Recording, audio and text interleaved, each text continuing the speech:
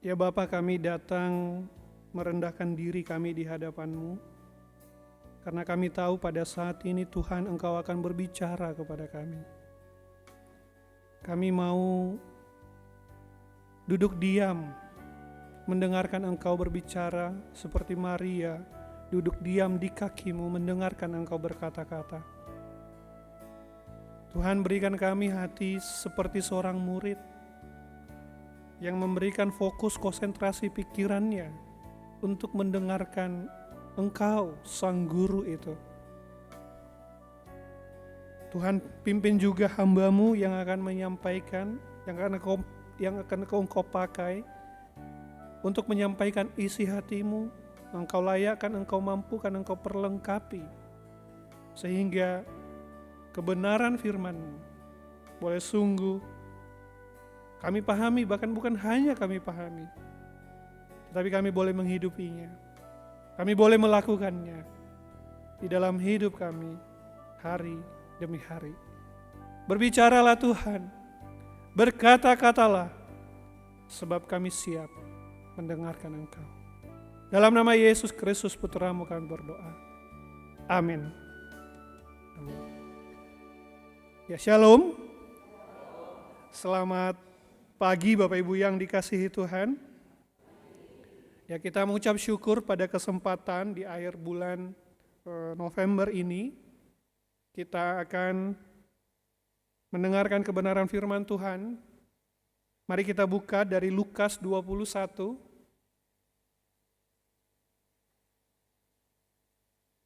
Ayatnya yang ke-10 sampai ayatnya yang ke-19.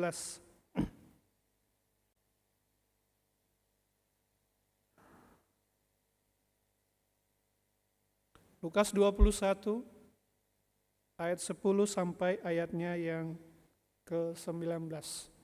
Saya mengajak kita membacanya secara bergantian. Ayat ke-10, ia berkata kepada mereka, bangsa akan bangkit melawan bangsa, dan kerajaan melawan kerajaan.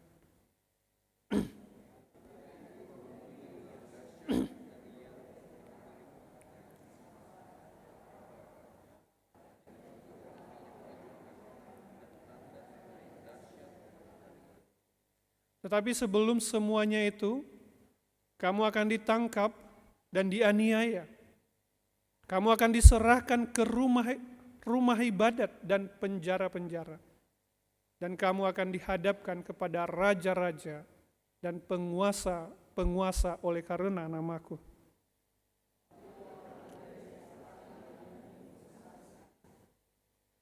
Sebab itu, tetapkanlah di dalam hatimu, supaya kamu jangan memikirkan lebih dahulu pembelaanmu.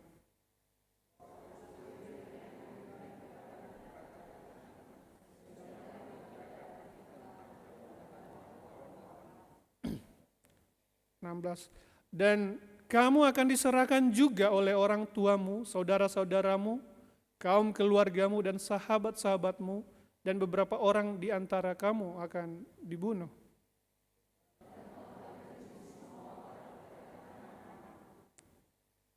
Tetapi tidak sehelai pun dari rambut kepalamu akan hilang.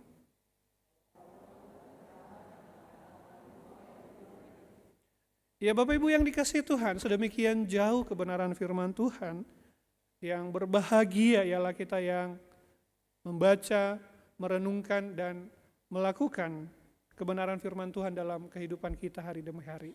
Bapak kasih Tuhan, tema kita ada di ayat 13 tadi, kesempatan untuk bersaksi. Kalau kita tambahkan, penderitaan merupakan suatu kesempatan untuk bersaksi. Nah, Bapak yang kasih Tuhan, suatu hari ada seorang anak muda. Nah, anak muda ini baru saja kehilangan pekerjaannya. Padahal bagi anak muda ini pekerjaannya itu adalah hidupnya, sumber penghidupannya, penghasilannya. Bahkan ada harga dirinya juga di dalam. Dia sedang mempersiapkan masa depannya terkait dengan pekerjaannya. Nah, kemudian dia dihentikan tanpa alasan yang jelas. Dunianya terasa runtuh. Hari demi hari pemuda itu duduk di kamarnya dan merenung. Ada banyak kalimat-kalimat, pikiran-pikiran yang bergentayangan menghantui pikirannya. Next. Dia bertanya begini, Tuhan, apa salah saya? Mengapa engkau membiarkan ini terjadi kepadaku? Apakah penderitaan ini, apakah kesulitan ini adalah hukumanmu? Ataukah sudahkah engkau meninggalkan saya? Rasa kecewa itu terus membayangi hatinya. Membuatnya merasa bahwa penderitaan itu akan menghancurkannya. Penderitaan adalah sesuatu yang sangat buruk. Dan ia bertanya-tanya, benarkah Tuhan itu baik? Apakah Tuhan benar-benar peduli kepadanya?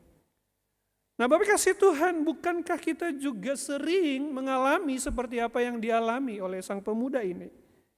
Kita bertanya, ketika kesulitan datang, saya nggak tahu apa yang menjadi kesulitan kita. Mungkin kesulitan itu kehilangan pekerjaan, penyakit yang tiba-tiba muncul, hubungan atau relasi yang retak, rusak dengan orang-orang yang kita cintai, orang kasih.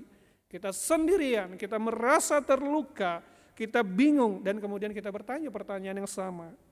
Tuhan, mengapa saya? Tuhan, mengapa ini semua terjadi? Apakah ini hukuman dari Tuhan? Mengapa saya menderita? Apakah engkau meninggalkan saya? Nah, kasih Tuhan, mungkin di antara kita ketika kita menghadapi badai kehidupan seperti ini, kita bertanya pertanyaan yang sama.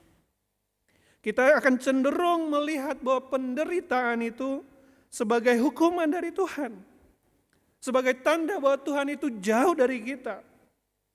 Tetapi baik kasih Tuhan, hari ini baik kasih Tuhan, kita mau belajar bahwa sebenarnya penderitaan itu tidak selalu hukuman dari Tuhan.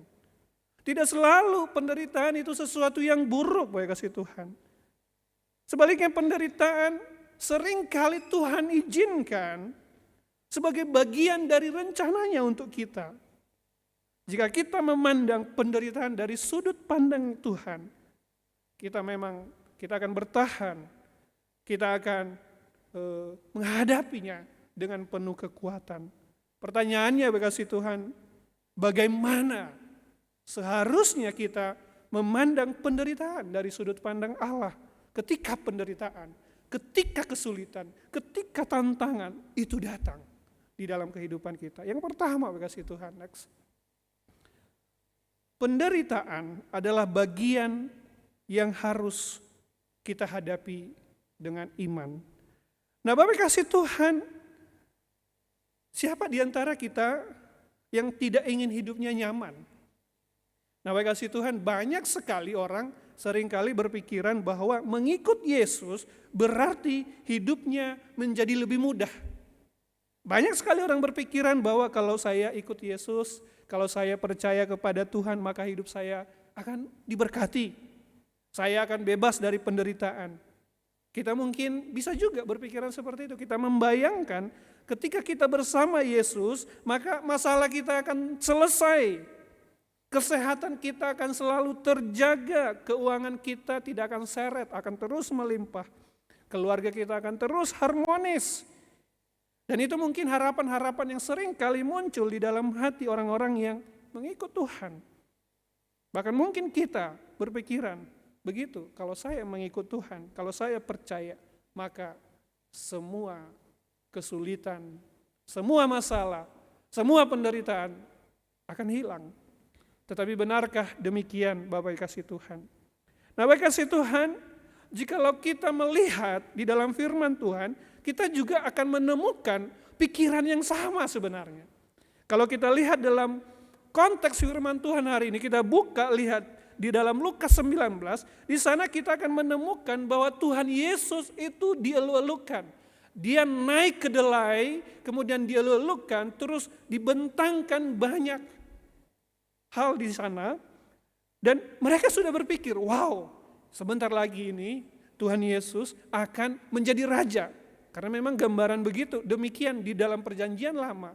Ketika seorang memasuki Yerusalem, kemudian dia naik keledai, kemudian dibentangkan berbagai hal di sana. Mereka meletakkan jubah mereka, baju mereka, sehingga Tuhan Yesus naik seperti seorang raja. Di dalam pikiran mereka, oh iya, Tuhan Yesus akan menjadi raja. Ia akan membawa kemenangan atas penjajahan Romawi. Mereka berpikir Tuhan Yesus akan membawa kemenangan secara politik. Dan artinya apa? Kalau Tuhan Yesus mengalahkan kerajaan Romawi dan kemudian mereka menjadi satu bangsa, maka mereka akan dapat keistimewaan. Mereka dapat kekuasaan. Mereka akan dapat kehormatan. Mereka akan dapat kekayaan. Mereka mendapatkan kenyamanan. Makanya tidak heran kasih Tuhan kalau kita lihat di bagian-bagian sebelumnya, seringkali para murid ini bertengkar. Siapa yang paling besar? Siapa yang akan duduk di sebelah kiri dan sebelah kanan Tuhan Yesus? Karena apa? Karena yang mereka pikirkan, mereka akan mendapatkan bagian di dalam kekuasaan kerajaan yang politis itu, di mana itu akan memberikan kenyamanan, keuntungan kepada mereka. Mereka berpikir, kalau saya mengikut Yesus, maka ada banyak hal yang nyaman yang saya akan dapatkan. Bukankah pemikiran itu sama dengan pemikiran yang di awal yang saya katakan? Tapi Tuhan Yesus tahu, Bapak kasih Tuhan, apa yang sebenarnya akan terjadi. Dia tahu beberapa waktu ke depan, ia akan segera ditangkap. Tuhan Yesus akan ditangkap. Beberapa waktu ke depan, dia akan disiksa. Dia akan menderita dan dia akan mati di atas kayu salib. Artinya apa? Tuhan Yesus akan menderita di sana. Bahkan bukan hanya terhenti sampai di situ. Di masa yang akan datang itu, murid-muridnya juga akan menghadapi penderitaan. Kontras bukan dengan apa yang mereka pikirkan. Mereka berpikir kenyamanan, mereka berpikir kekuasaan, keuntungan. Tetapi yang justru terjadi adalah mereka akan menghadapi penderitaan. Tuhan Yesus ingin memberitahukan itu kepada mereka. Bahwa mengikut Yesus itu tidak berarti hidup kita bebas dari penderitaan. Tuhan Yesus ingin memberitahukan pada murid-murid mengikut dia tidak berarti bahwa hidup mereka akan nyaman. Mereka akan enjoy. Tetapi justru mereka akan menghadapi penderitaan demi penderitaan. Kalau kita lihat ada 3 dimensi penderitaan yang Tuhan Yesus sampaikan di sana. Tuhan Yesus mengatakan bangsa akan bangkit melawan bangsa dan kerajaan akan melawan kerajaan. Ini menggambar apa? Ada satu konflik yang akan terjadi masa yang akan datang. Kan Tuhan Yesus berbicara tentang tanda-tanda, tentang kehancuran Bait Allah dan Yerusalem, di situ dikatakan. Tanda-tanda itu di mana kemudian para murid itu akan menghadapi penderitaan yang hebat di sana. Akan ada konflik, akan ada perang yang global gitu ya. Murid-murid akan hidup dalam penderitaan di mana mereka akan menghadapi tekanan di tengah-tengah kekaisaran Romawi pada saat itu. Kekaisaran Romawi berperang sana sini memperluas wilayahnya. Dan perang seringkali membawa berbagai kehancuran. Perang seringkali membawa ketidakpastian. Perang seringkali mengakibatkan ketakutan demi ketakutan. Dan mereka berada di tengah-tengah itu. Itu penderitaan yang akan mereka alami. Dan bukankah kita juga demikian? Seringkali kita mendengar, sebentar lagi ada perang dunia ketiga. Perang Palestina dengan Israel, Ukraina dengan Rusia, dan lain sebagainya. Ada konflik. Dan itu seringkali memberikan tekanan. Kita bisa bayangkan orang-orang yang berada dalam perang. Lebih hebat lagi penderitaan mereka, bukan? Nah, yang kedua, Tuhan Yesus mengatakan akan terjadi gempa bumi yang dahsyat dan di berbagai tempat akan ada kelaparan dan wabah penyakit. Pada zaman murid Tuhan Yesus, bencana seperti itu sering terjadi dan sering kita melihat bahwa di dalam kisah para rasul kita menemukan bahwa ada kelaparan. Dan kelaparan seringkali menyebabkan penderitaan yang sedemikian hebat, kasih Tuhan. Dimensi ketiga daripada penderitaan itu, mereka akan ditangkap mereka akan dianiaya. Jadi ketika Tuhan Yesus mati, kemudian bangkit dan naik ke surga, setelah itu pemimpin-pemimpin agama Yahudi dan pemerintahan Romawi akan menyeret siapa? Murid-murid Tuhan Yesus. Mereka akan diadili, mereka akan dipukuli, mereka akan dipenjara, bahkan mereka akan dibunuh karena memberitakan Injil. Nah, kasih Tuhan, ini pertanyaannya begini, mengapa Tuhan Yesus perlu memberitahukan bahwa nanti yang akan datang, kamu akan mengalami penderitaan yang 3 dimensi. Nah, kasih Tuhan, Tuhan Yesus ingin mengatakan bahwa penderitaan itu adalah hal yang akan dihadapi oleh murid-murid Tuhan Yesus. Penderitaan itu adalah hal yang real. Bayangkan apa yang mereka tadi pikirkan, mereka akan dapat kuasa, tetapi itu bukan itu yang terjadi. Yang justru terjadi, mereka akan menghadapi penderitaan. Nah, untuk itu Tuhan Yesus mempersiapkan hati mereka untuk menghadapi penderitaan. Dan itu juga berlaku bagi kita, kasih Tuhan. Kita pasti menghadapi penderitaan. Ada banyak lapisan penderitaan tadi. Ada masalah perang, ada masalah kebutuhan kita sehari-hari. Bahkan ada juga masalah karena iman kita kepada Yesus. Kita akan menghadapi penderitaan itu. Nah, untuk itu, kasih Tuhan, karena itu adalah sesuatu yang pasti akan terjadi dalam hidup kita, kita harus mempersiapkan hati kita untuk menghadapinya. Tanpa kesiapan hati, penderitaan bisa meruntuhkan, mengoyak keyakinan daripada murid-murid. Jadi Tuhan ingin menyatakan bahwa penderitaan yang akan datang, Tuhan seakan-akan ingin mengatakan, hei, kamu akan menderita di waktu yang akan datang. Tapi ingat, penderitaan itu harus kamu hadapi dengan ketekunan iman. Penderitaan itu bukan tanda bahwa kamu sedang dihukum dari Tuhan. Penderitaan itu bukan karena bahwa kamu adalah sedang jauh dari Tuhan. Tetapi penderitaan itu adalah sesuatu yang memang kita hadapi karena kejatuhan, karena kita masih berada dalam dunia yang berdosa. Dan yang kedua, karena kita murid-murid Kristus. Nah, lebih dari itu, Yesus ingin membuka mata murid-muridnya untuk melihat penderitaan dari perspektif Allah. Bahwa penderitaan itu bukan tragedi tanpa makna, tapi penderitaan adalah proses Allah untuk membentuk dan memurnikan kita. Dengan memahami bahwa penderitaan adalah bagian dan rancangan Allah, kita dan murid-murid, kita bisa menghadapinya dengan satu keyakinan iman. Kita bisa menghadapinya dengan satu ketekunan.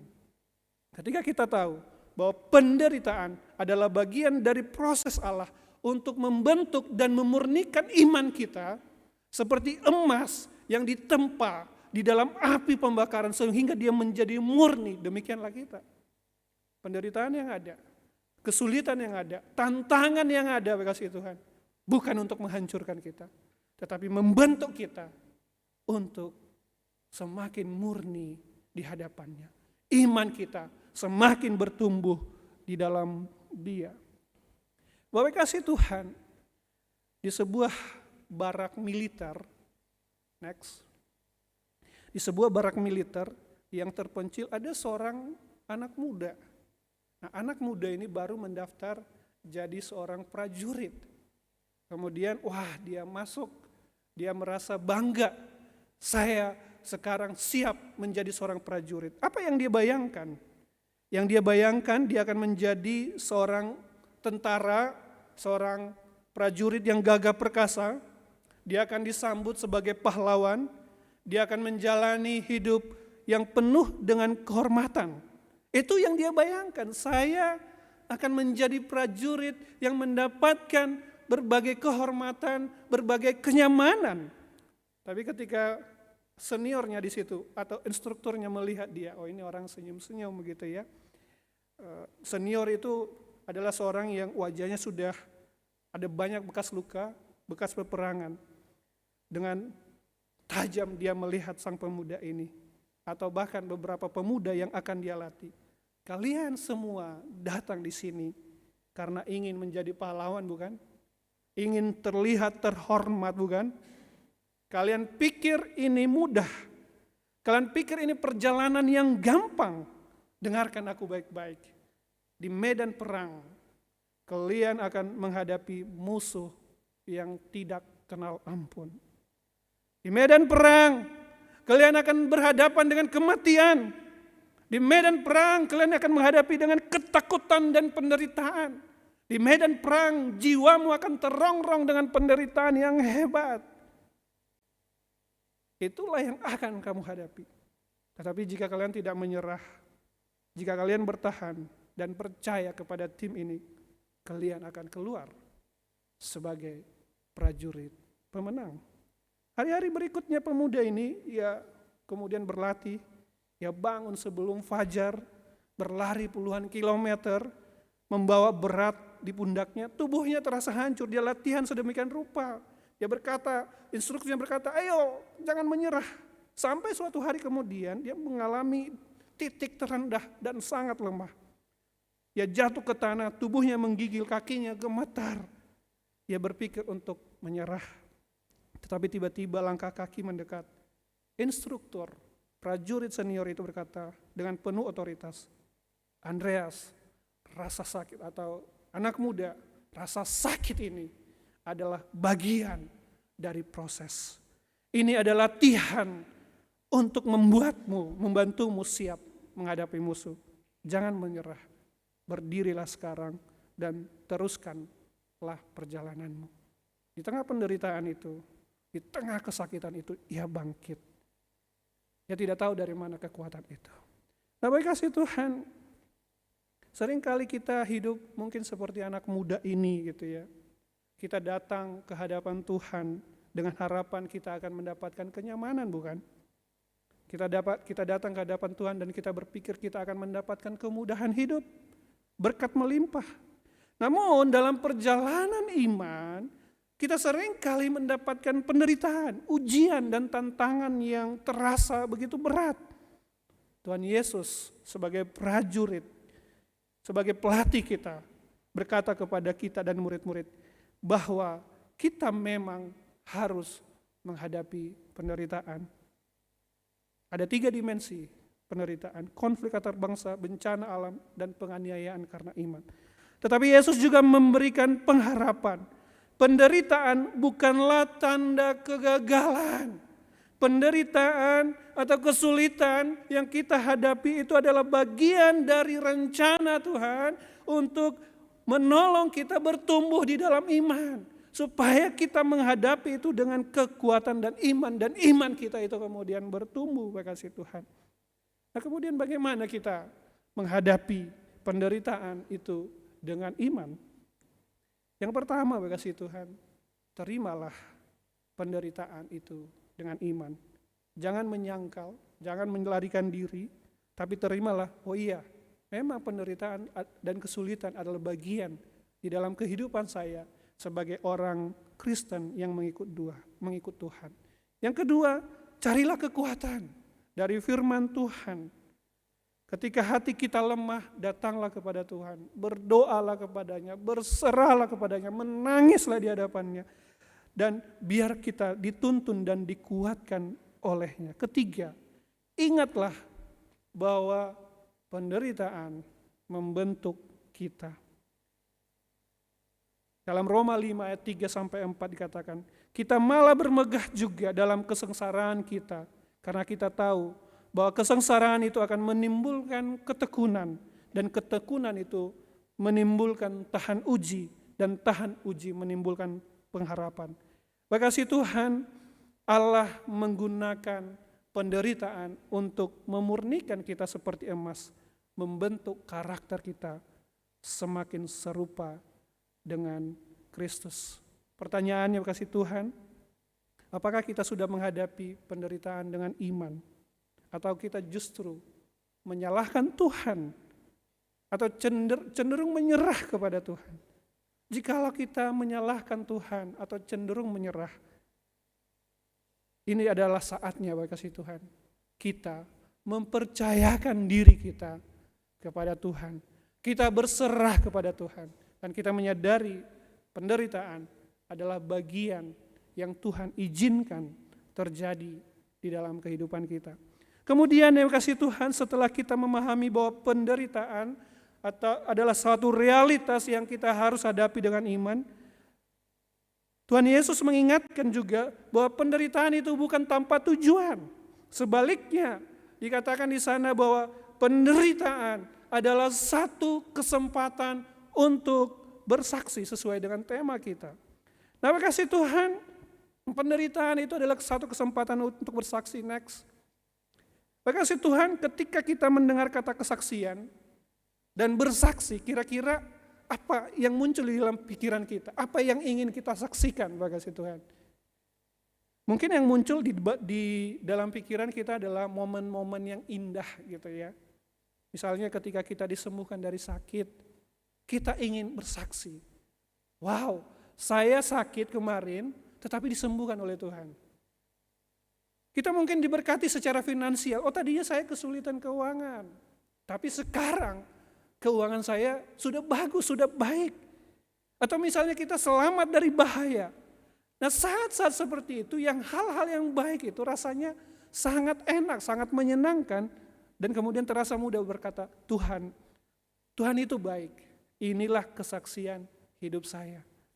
Tetapi yang mengejutkan Bapak kasih Tuhan, perkataan Tuhan Yesus dalam Lukas ini 21 ayat 13, ketika Tuhan Yesus mengatakan itu akan menjadi kesempatan bagimu untuk bersaksi.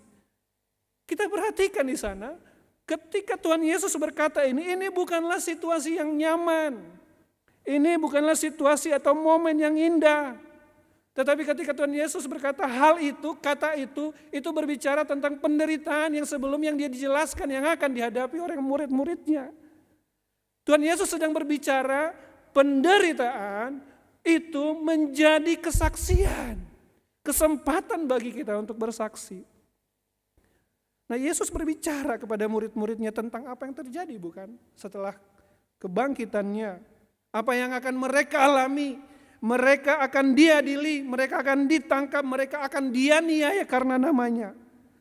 Nah, kasih Tuhan, justru kesempatan itu harusnya, penderitaan itu, kesulitan itu menjadi satu kesempatan untuk bersaksi. Dan murid-murid kasih Tuhan mendengar itu. Mereka mendengar apa yang dikatakan oleh Yesus. Ketika beberapa waktu sesudah Roh Kudus turun dan kemudian mereka mengalami penderitaan, mereka sadar, oh iya benar apa yang Tuhan Yesus katakan. Bahwa mereka justru bersaksi di tengah-tengah penderitaan.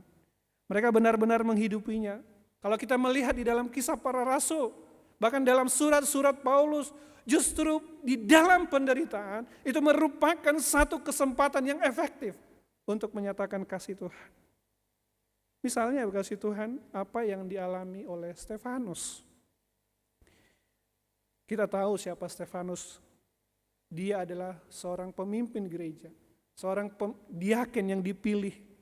Dia adalah seorang yang penuh kuasa. Dan suatu hari dia diadili di hadapan mahkamah agama. Di sana ia tidak membela dirinya dengan amarah dan ketakutan. Tetapi sebaliknya, ia menggunakan kesempatan itu untuk memberitakan Injil. Dengan berani di depan pengadilan di mana dia sedang diadili, dia berkata, dia menyampaikan tentang kasih Tuhan kepada bangsa Israel, kepada pemimpin-pemimpin agama. Namun hal yang paling membuat para pemimpin agama itu marah ketika dia berkata tentang Tuhan. Kemudian mereka menyeret dia, membawa dia keluar pengadilan. Dan kemudian mereka melemparinya dengan batu. Kita bisa membayangkan dilempari dengan batu, rasa sakitnya luar biasa. Mungkin yang muncul seharusnya adalah sakit, sakit. Atau jangan, hentikan, jangan hentikan. Oh sakit, ini terlalu sakit. Atau mungkin dia akan menangis.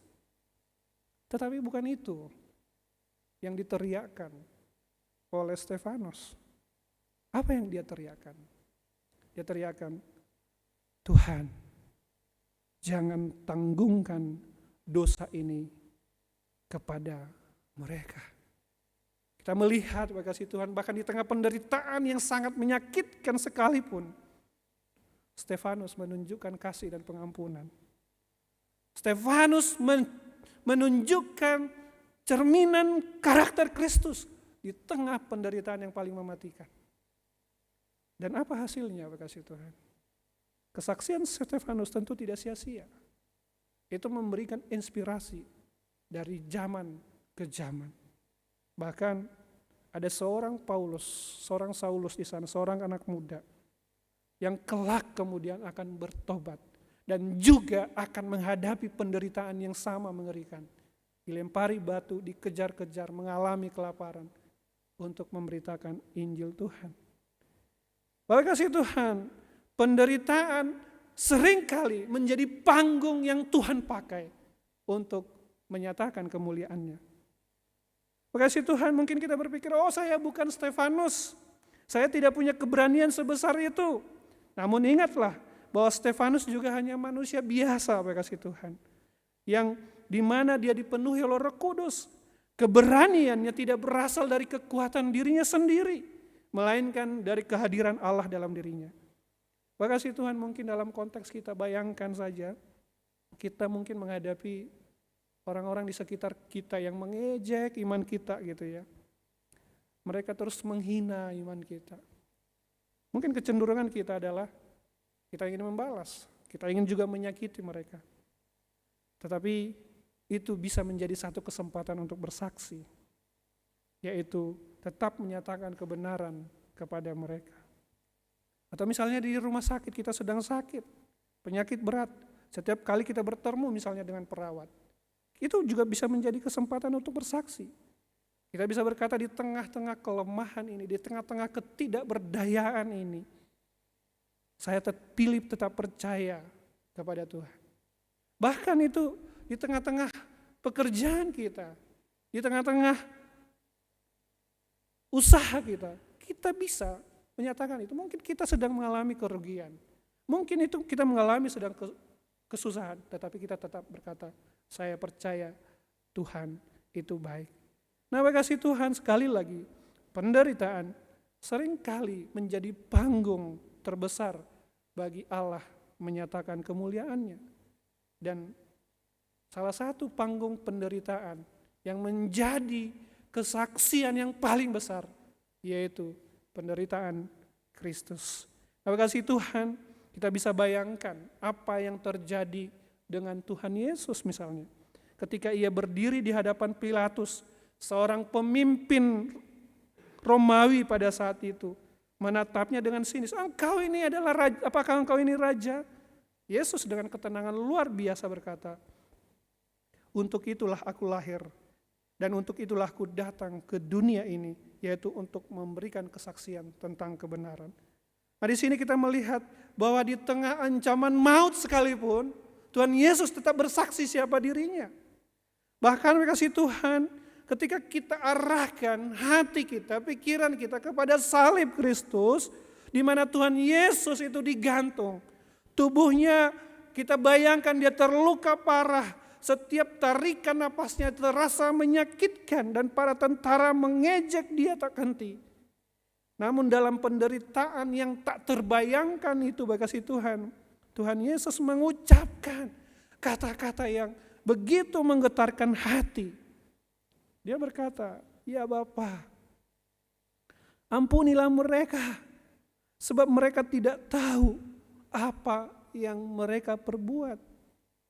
Bayangkan kasih Tuhan, Tuhan Yesus yang tidak bersalah, Dia penguasa dari segala sesuatu, tetapi Dia tidak membalas penderitaan itu dengan kemarahan dan kebencian, tetapi Dia berdoa untuk mereka yang menyiksa Dia.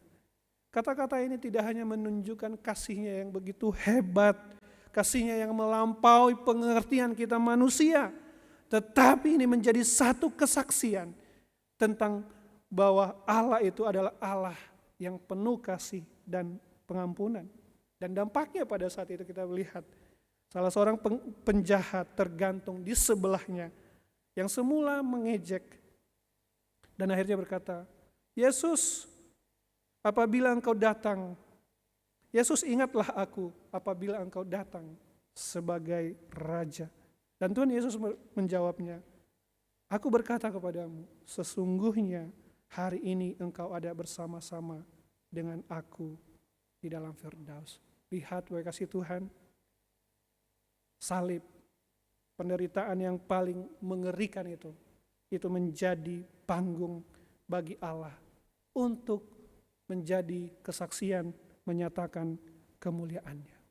Bapak kasih Tuhan, kita juga mungkin menghadapi penderitaan, tapi jangan salah, penderitaan itu tidak selalu berarti hukuman. Penderitaan itu, kesulitan itu tidak selalu berarti hukuman, dan kita kemudian berkata, aku ingin jauh, aku ingin menghindar dari penderitaan. Tetapi seringkali penderitaan itu Tuhan pakai untuk menjadi kesaksian bagi orang-orang yang ada di sekitar kita. Kasih Tuhan, ada di sebuah negara yang melarang agama Kristen, ada seorang pendeta. Pendeta ini bernama Pendeta Daniel. Nah, ia ditangkap karena memberitakan Injil, dan kemudian ia dijebloskan ke dalam penjara di tempat yang gelap dan lembab. Nah, setiap hari Pendeta Daniel ini itu dipukuli sama penjaga. Dia hanya diberikan makanan yang sedikit, dan dia sering berteriak juga. Dia sering mendengarkan teriakan tahanan-tahanan yang lain. Di tengah penderitaan, di tengah Pendeta Daniel merasa lemah, ia bertanya kepada Tuhan, Tuhan, apakah ini akhirnya, mengapa aku harus melalui semua ini? Apakah apa yang kulakukan sia-sia? Namun suatu malam, ketika ia sedang duduk di selnya, ada satu pemikiran yang muncul.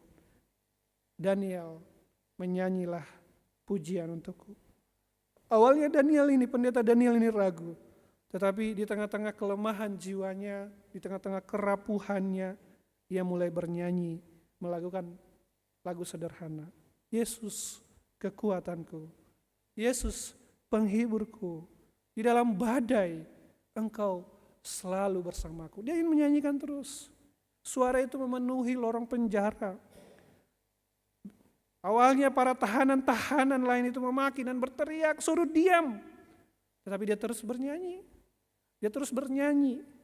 Malam berikutnya ia bernyanyi. Tetapi lambat laun suara itu makin pelan, diganti keheningan. Nah, kemudian beberapa minggu kemudian seorang tahanan sebelah sel memanggil, Daniel, aku enggak tahu siapa itu Yesus. Tetapi kalau dia memberikan kekuatan kepadamu di tengah penderitaan, di tengah penjara yang seperti ini, aku ingin mengenalnya. Betapa hebatnya Tuhanmu itu sampai bisa membuat engkau menyanyi di tengah-tengah penderitaan ini. Apa yang membuatmu terus bernyanyi? Aku tidak mengerti, tetapi aku ingin tahu tentang Allah yang engkau sembah. Bapak kasih Tuhan, mungkin hari ini kita sedang berada di tengah penderitaan yang begitu hebat yang melanda jiwa kita. Bisa jadi penderitaan itu adalah penderitaan yang sepertinya tak kunjung usai, kesulitan keuangan yang terus-menerus ada, gali lubang, tutup lubang, atau hubungan keluarga yang retak, relasi yang retak, kita tidak memikirkan bagaimana ini ke depan. Kehilangan orang yang dikasihi. Kadang-kadang mungkin kita seperti Daniel yang tadi, di awal dia bertanya, Tuhan ada apa ini? Mengapa seperti ini? Bagaimana mungkin aku bisa bersaksi, bagaimana mungkin aku menghadapi kondisi seperti ini? Tapi kasih Tuhan, ingatlah janji Tuhan. Justru di dalam kelemahan, di dalam kerapuhan kita, kemuliaan itu atau kuasa Tuhan itu bisa dinyatakan.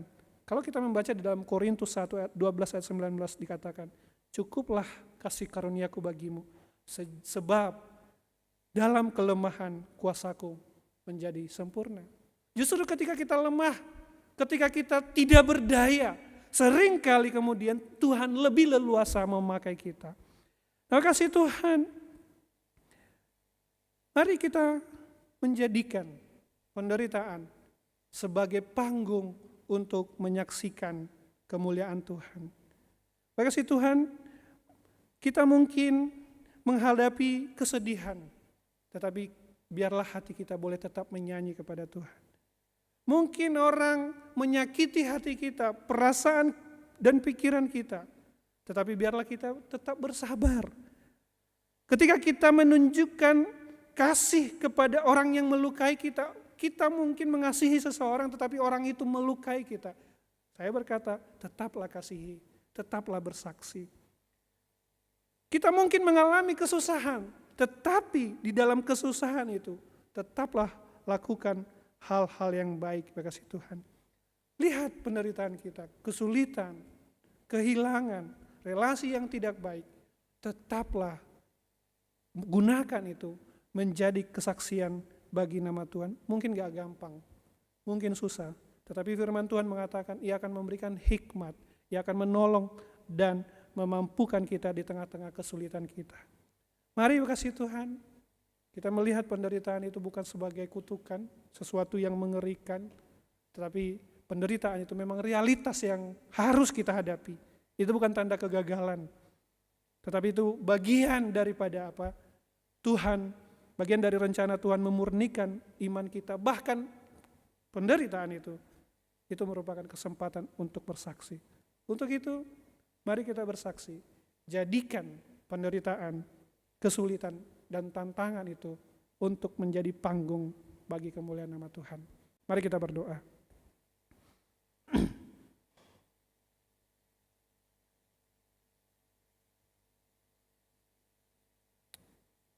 Ya Bapa, kami datang ke hadapan hadirat-Mu. Engkau tahu semua kami di tempat ini yang hadir pada pagi hari ini. Engkau tahu kegelisahan kami. Engkau tahu masalah yang kami hadapi. Engkau tahu penderitaan demi penderitaan yang kami alami, Tuhan. Tuhan, jauh di dalam hati kecil kami, seringkali kami berteriak kepada Tuhan. Mengapa kami yang menghadapi penderitaan ini? Mengapa saya harus menghadapi penderitaan ini, Tuhan? Apakah Engkau tidak peduli dan mengasihiku, ya Tuhan? Tapi hari ini, Tuhan, firman-Mu begitu dengan tegas mengatakan bahwa penderitaan yang kami alami bukan karena Tuhan tidak mengasihi kami, bukan karena Tuhan tidak mencintai kami, tapi penderitaan itu adalah proses yang Tuhan izinkan kami alami supaya kami teruji, supaya iman kami semakin teguh di hadapan Tuhan, supaya kami semakin kuat dan kokoh di dalam Engkau. Bahkan firman-Mu mengatakan bahwa justru dalam penderitaan ini merupakan menjadi kesaksian yang kami boleh gunakan, yang kami boleh pakai menjadi kesempatan untuk menyatakan kepada orang lain bahwa dalam kerapuhan kami, kelemahan kami, ada Engkau yang menopang kami. Ada Engkau yang menolong kami. Engkau tidak akan membiarkan kami bahwa rambut di dalam kepala kami Engkau perhatikan. Hal yang terkecil di dalam diri kami Engkau perhatikan juga hidup kami. Kami melihat bagaimana mungkin murid-murid berhadapan dengan penderitaan yang hebat, bahkan mereka meninggal. Tetapi jiwa mereka, hidup mereka berada di dalam kekekalan bersama-sama dengan Engkau. Engkau pelihara mereka, Engkau tuntun. Dan kami juga percaya di tengah penderitaan yang kami hadapi, Tuhan pelihara kami. Tuhan menjaga kami. Tuhan melindungi kami. Engkau mengizinkan penderitaan supaya penderitaan itu menolong kami dimurnikan seperti emas yang murni dan kemudian menjadi kesaksian bagi orang-orang sekitar kami. Terima kasih Tuhan untuk firman-Mu. Biarlah firman ini boleh terus berbicara kepada setiap kami di dalam segala kondisi yang kami hadapi. Di dalam nama Yesus Kristus Putra-Mu kami berdoa dan mengucap syukur. Amin.